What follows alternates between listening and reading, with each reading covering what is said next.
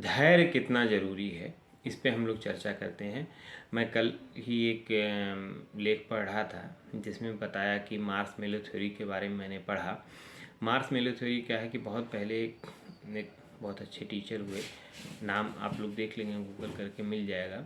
उन्होंने अपने बच्चों को जो उनके विद्यार्थी थे, 20 विद्यार्थियों को उन्होंने एक एक टॉफ़ी दी और बोला कि ये टॉफ़ी 20 मिनट के बाद लोग खोलेंगे और खाएंगे। जब टीचर 20 मिनट बाद आते हैं तो 13 बच्चों ने टॉफ़ियाँ खा चुकी थी, 7 बच्चे मात्र इंतज़ार करते हैं और शिक्षक का कहना मानकर 20 मिनट इंतज़ार करते हैं। जब शिक्षक वापस आते हैं उसके बाद ही वो उस टॉफ़ी को खाते हैं। शिक्षक के पास सारे बच्चों के नाम नंबर नोट थे। जब शिक्षक ने आने वाले 10 सालों बाद, 12 सालों बाद पुनः सारे बच्चों से एक बार सर्वे करके पूछा कौन सा बच्चा कहाँ है, तो उनको ये मिला कि जो 7 बच्चे जिन्होंने वो 20 मिनट बाद टॉफ़ियाँ खाई थीं, वो 7 के 7 बच्चे अपनी उच्च परिस्थितियों में थे, यानी कि अच्छी जॉब में, अच्छी नौकरी में थे। बाकी वो बच्चे जो पहले ही टॉफ़ियाँ खा गए थे वो अपना साधारण जीवन यापन कर रहे थे। शिक्षक न तो कोई धार्मिक गुरु थे, न किसी तरीके के, हम ये कह सकते हैं कि मतलब किसी तरीके का उनका आध्यात्मिक नहीं था। वो एक परीक्षा कर रहे थे जिसमें वो देखने की कोशिश कर रहे थे कि धैर्य कितना आवश्यक है जीवन के लिए।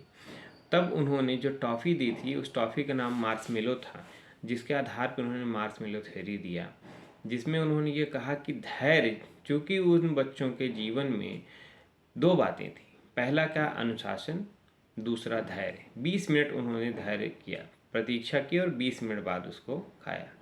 तो इससे क्या है कि जिस व्यक्ति के जीवन में धैर्य है वो व्यक्ति जीवन में किसी भी तरह की परेशानियों से आगे निकल जाएगा। तो मूल बात यहाँ मुझको समझाने की, आप लोगों के साथ में चर्चा करने की क्या थी कि धैर्य कितना आवश्यक है जीवन में। किसी भी तरह का निर्णय, आप ये मान के चलिए कि मैं आपको केवल जगाने का काम करता हूँ। कभी भी जब आपको लगे कि आप अवसाद में हैं, आप तनाव में हैं, तो ऐसे किसी भी निर्णय को सोच के याद करिए जिसको आपने धैर्यपूर्वक लिया होगा, जिसके लिए आपने इंतज़ार किया होगा। वो धैर्यपूर्वक जो आपने निर्णय लिया होगा, वस्तुतः वो अवश्य उन निर्णयों से बेहतर होगा जो आपने जल्दबाजी में लिया है। तो अपनी चेतनता कभी मत खोएं।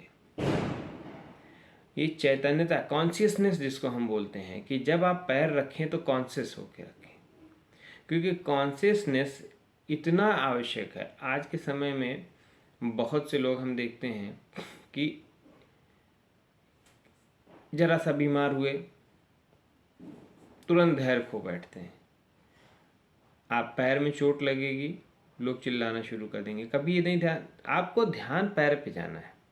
चोट पैर में लगी है तो चिल्लाने की आवश्यकता नहीं, जब तक दर्द को सहना जरूरी है। धैर्य ये इतनी बड़ी पूंजी है कि धैर्य से ही आप, यदि आप ये मान के चलिए कि आपने किसी प्रतियोगी परीक्षा में आप एक बार परीक्षा दे रहे हैं, आप सफल नहीं हो पाए किसी कारण से, धैर्यपूर्वक आत्मविश्लेषण करना, कभी भी इस पे दोष देना कि मैंने बहुत अच्छा किया था लेकिन फिर भी मेरा नहीं हुआ, मेरा जूनियर था जिसको कुछ नहीं आता था उसका हो गया, ये व्यर्थ के प्रलाप से बेहतर है कि हम शांत होकर अपनी आत्मविश्लेषण करें कि हम और बेहतर कैसे कर सकते हैं। जीवन क्रम में यदि आप देखिए तो पहला, किसी भी सफलता असफलता को कभी भी अपने सर पे मत चढ़ने दीजिए, ख़ास तौर से असफलता को, क्योंकि सफलता आपके सर चढ़ेगी यदि आप एरोगेंट हो जाएंगे, प्रकृति आपको दोबारा आपको सामान्य पे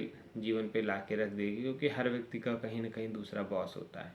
लेकिन असफलता जब आपके सर पे चढ़ती है तो आपको तनाव होता है, तनाव से डिप्रेशन होता है, अवसाद होता है और आप कोई ना कोई गलत कदम अपने जीवन में उठा सकते हैं। तो यदि असफलता आपको मिलती है तो धैर्यपूर्वक विचार करें कि कहाँ कमी रह गई है।